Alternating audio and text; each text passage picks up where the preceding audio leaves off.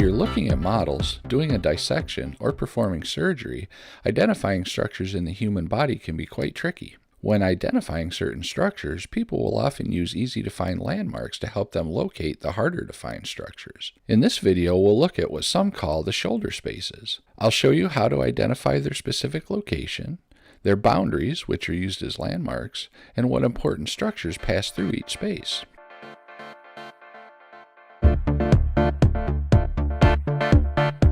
If I cross my fingers like this, you can see that it makes a quadrilateral in two triangles. These will be the shoulder spaces: the quadrangular space, the triangular space, and the triangular interval.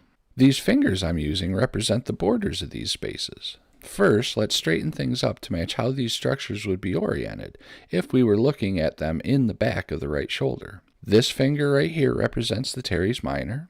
This finger represents the teres major. This one represents the long head of the triceps, and this one represents the humerus. Now the first shoulder space we'll look at is the quadrangular space, also known as the foramen humero-tricipital. This is said to be the doorway for anterior structures to pass posterior. Now the quadrangular space is bound by the teres minor above, the teres major below, laterally by the surgical neck of the humerus, and medially by the long head of the triceps brachii.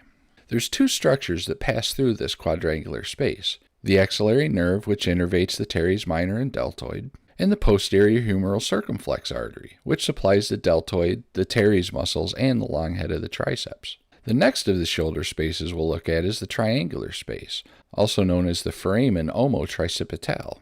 Omo refers to shoulder.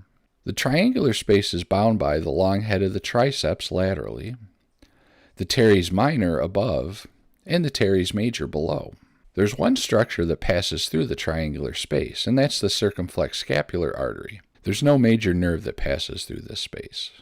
The last of the shoulder spaces will be the triangular interval. It seems like since triangular space was already taken, they named this the triangular interval. It's also known as the triceps hiatus. The triangular interval is bound by the teres major superiorly, the long head of the triceps medially, and then the lateral head of the triceps and shaft of the humerus laterally. There's two structures that pass through this triangular interval. We have the Profunda brachii artery, or deep brachial artery, and we have the radial nerve.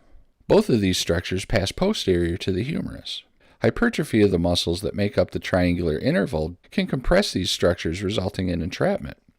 Symptoms would follow the distribution of the radial nerve, sensory loss in the skin innervated by the radial nerve, and possible motor weakness in the forearm and hand extensors.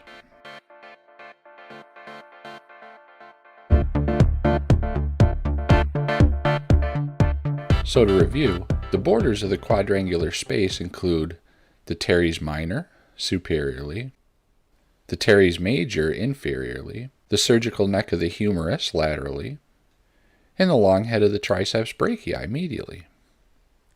The contents of the quadrangular space include the axillary nerve and the posterior humeral circumflex artery. The borders of the triangular space include the teres minor superiorly, the teres major inferiorly, and the long head of the triceps brachii laterally.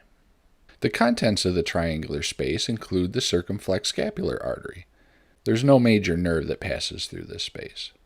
The borders of the triangular interval include the teres major superiorly, the lateral head of the triceps and the shaft of the humerus laterally, and the long head of the triceps brachii medially. The contents of the triangular interval include the Profunda brachii artery, also known as the deep brachial artery, and the radial nerve.